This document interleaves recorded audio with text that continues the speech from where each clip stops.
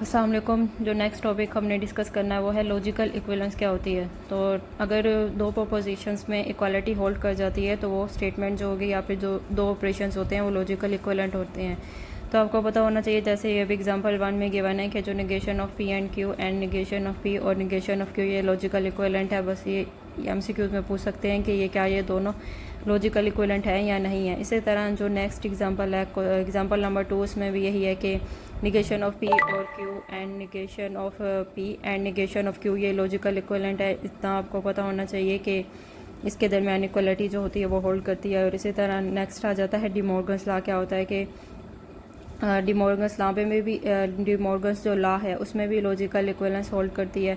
इसके लिए 3 जो होती हैं वो लाइंस यूज़ की जाती हैं स्ट्रेट। जैसे इक्वालिटी के लिए 2 लाइंस यूज़ की जाती हैं, इसके जो लॉजिकल इक्विवेलेंस होती है उसके लिए 3 स्ट्रेट लाइंस को यूज़ किया जाता है। जैसे अभी ये डी मॉर्गन्स लॉ में निगेशन ऑफ पी और क्यू जो हैं वो लॉजिकल इक्विवेलेंट है। निगेशन ऑफ पी और निगेशन ऑफ क्यू को क्यू के इसके लॉजिकल इक्विवेलेंट है, और जो निगेशन ऑफ पी और क्यू किसके लॉजिकल इक्विवेलेंट है ये आपको बताना चाहिए, निगेशन ऑफ पी और निगेशन ऑफ क्यू। बस ये एमसीक्यू में पूछा जा सकता है कि जो मतलब कि ये पूछा जाएगा कि निगेशन ऑफ पी और क्यू जो है वो किसके लॉजिकल इक्विवेलेंट है, और निगेशन ऑफ पी और क्यू जो है वो किसके लॉजिकल इक्विवेलेंट होगी। तो इस तरह से एमसीक्यू बन सकता है। और जैसे नीचे ऊपर जो हैं 2 एग्जांपल्स गिवन है उसमें भी यही पूछ सकते हैं कि क्या ये दोनों लॉजिकल इक्विवेलेंट हैं या नहीं है।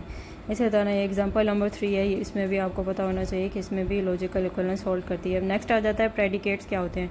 ऐसी स्टेटमेंट जिसमें इस तरह के वेरिएबल्स आ जाएँ कि X greater than 3, X is equal to Y plus 3, X plus Y is equal to z. तो इस तरह की जो स्टेटमेंट्स होती हैं उनको प्रेडिकेट्स कहते हैं। तो नेक्स्ट जैसे एग्जांपल गिवन है ये आप लोगों ने की हुई है। इस नेक्स्ट आ जाता है कि क्वांटिफायर्स क्या होते हैं, मतलब कि ऐसे स्टेटमेंट जो हमें बताएं कि जो प्रेडिकेट्स हैं वो किस रेंज में ट्रू हैं। इंग्लिश में इनके लिए पता होना चाहिए कि कौन से वर्ड्स यूज़ किए जाते हैं। तो जैसे यहाँ पे यूज़ किया गया है all, some, many, none and few, ये यूज़ होते हैं क्वांटिफिकेशन में। इसकी 2 टाइप्स होती हैं, एक यूनिवर्सल क्वांटिफायर्स होते हैं और एक एक्सटेंशियल क्वांटिफायर्स होते हैं। यूनिवर्सल क्वांटिफायर्स क्या होते हैं कि ऐसी स्टेटमेंट जो कि मतलब कि जो कि तमाम एलिमेंट्स के लिए उस स्टेटमेंट को जो है वो ट्रू कर दे। जैसे अब यहाँ पे एग्जांपल गिवन है कि x + 1 is greater than x. X की यहाँ पे चाहे जो भी वैल्यू पुट करेंगे तो तमाम x की वैल्यूज़ के लिए ये स्टेटमेंट जो है वो ट्रू हो जाएगी। जैसे 0 पुट कर लें, 1 पुट कर लें x की जगह पे, तो ये होल्ड करेगी कि स्टेटमेंट जो है वो ट्रू है x की तमाम वैल्यूज़ के लिए। जबकि एक्सटेंशियल क्वांटिफायर्स में क्या हो जाता है कि वहाँ पर एग्जिस्ट करता है एक एलिमेंट, मतलब कि एक एलिमेंट या एक वैल्यू उस डोमेन में एग्जिस्ट ज़रूर करनी चाहिए जिससे हमारी स्टेटमेंट जो है वो ट्रू हो जाए। जैसे एग्जांपल में ये देख सकते हैं कि x इज़ ग्रेटर दैन 5, तो ये एक्सटेंशियल क्वांटिफायर होगी कि इस तरह से कि वो तमाम वैल्यूज़ जो कि x से ग्रेटर दैन होगी उसके लिए तो स्टेटमेंट ट्रू होगी, मगर वो तमाम वैल्यूज़ ऐसी तमाम वैल्यूज़ जो कि x से लेस दैन होंगी, मतलब कि 5 से जो तमाम वैल्यूज़ जो कि 5 से ग्रेटर दैन होगी उसके लिए तो स्टेटमेंट ट्रू है, मगर वो तमाम वैल्यूज़ जिनसे जो 5 से लेस दैन है उनके लिए स्टेटमेंट जो होगी वो फॉल्स होगी। आप लोगों को आने चाहिए क्वांटिफायर्स की 2 टाइप्स का।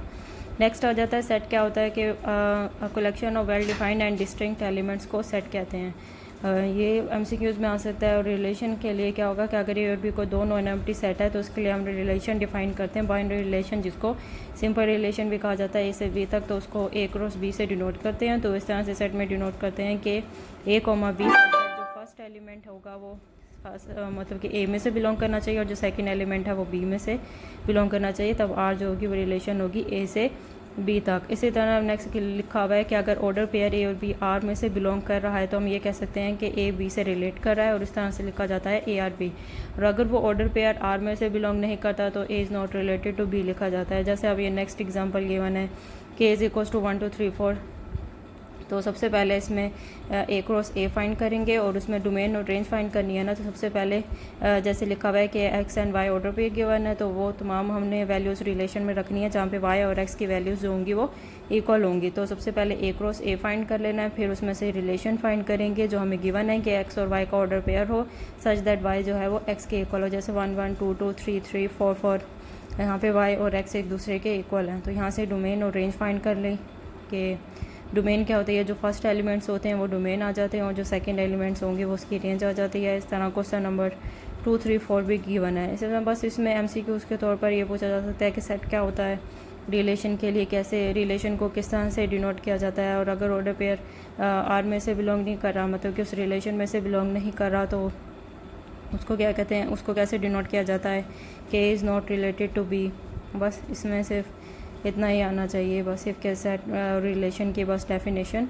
और डोमेन और रेंज के लिए तो बस ये क्वेश्चन से गिवन है, ये आप लोगों ने पहले भी किए हुए हैं। इसके बाद नेक्स्ट आ जाता है कि रिलेशन की टाइप्स क्या कितनी होती हैं। रिलेशन की जो यहाँ पे टाइप्स लिखी हुई हैं, सबसे पहले रिलेशन की जो टाइप्स है वो रिफ्लेक्सिव है। रिफ्लेक्सिव रिलेशन क्या मतलब कि कौन सी रिलेशन होगी, अगर ऑर्डर पेयर ए मतलब कि जो सेम ही अगर ऑर्डर पेयर होगा वो आर में से बिलोंग करेगा। जैसे अगर यहाँ पे लिखा हुआ है कि A is equals to A B set given है और रिलेशन ये गिवन है, मतलब कि ए और ए ही है, मतलब कि जो सेम एलिमेंट्स होंगे, और बी बी ही है, ये रिलेशन जो होगी वो रिफ्लेक्सिव होगी, एक जैसे होंगे। सिमेट्रिक रिलेशन क्या होगी कि अगर ए बी जो है वो आर में से बिलोंग कर रही होगी तो बी ए जो होगी वो भी आर में से बिलोंग करेगी, मतलब कि उसका ऑपोजिट भी। जैसे अब ए सेट गिवन है और रिलेशन यहाँ पे गिवन है कि 4 5 और 5 4 6 5 और 5 6, मतलब कि हर जो ऑर्डर पेयर है उसका जो सिमेट्रिक है, मतलब कि अगर ए भी उसमें से बिलोंग कर रहा है तो बी ए भी उसी रिलेशन में से ही बिलोंग कर रहा है। इसी तरह नेक्स्ट आ जाता है कि ट्रांजिटिव। ट्रांजिटिव के लिए ये हो जाता है कि अगर ए बी जो है वो आर में से बिलोंग कर रहा है और बी सी भी आर में से बिलोंग कर रहा है, तो जो ए सी होगा वो भी आर में से बिलोंग करेगा। उसकी ये नेक्स्ट एग्जांपल गिवन है कि एक सेट गिवन है और इसमें एक रिलेशन है कि आर इज इक्वल्स टू 1 2 2 3 और 1 3, तो ये रिलेशन जो होगी वो ट्रांजिटिव होगी। नेक्स्ट आ जाता है इक्विवेलेंस रिलेशन। क्या होती है, मतलब कि ऐसी रिलेशन जिसमें ये तीनों प्रॉपर्टीज़ होल्ड कर जाएं, रिफ्लेक्सिव भी हो, सिमेट्रिक भी हो, ट्रांजिटिव भी हो, उसको इक्विवेलेंस रिलेशन कहा जाता है। जैसे अब ये नेक्स्ट एग्जांपल है कि एक सेट गिवन है और रिलेशन गिवन है, और ये हमारे पास क्या है, ये एक रिफ्लेक्सिव रिलेशन है। नेक्स्ट क्वेश्चन है कि ए इज़ इक्वल्स टू 1 2 3 और हमने ये बताना है कि जो नीचे रिलेशंस गिवन है क्या ये इक्विवेलेंस रिलेशन है या नहीं है। तो ये आप लोगों को आना चाहिए कि एमसीक्यूज़ में आ सकता है कि R is equals to empty set है, आर इज़ इक्वल्स टू 1 1 2 2 3 3 है, ये कौन सी रिलेशन है।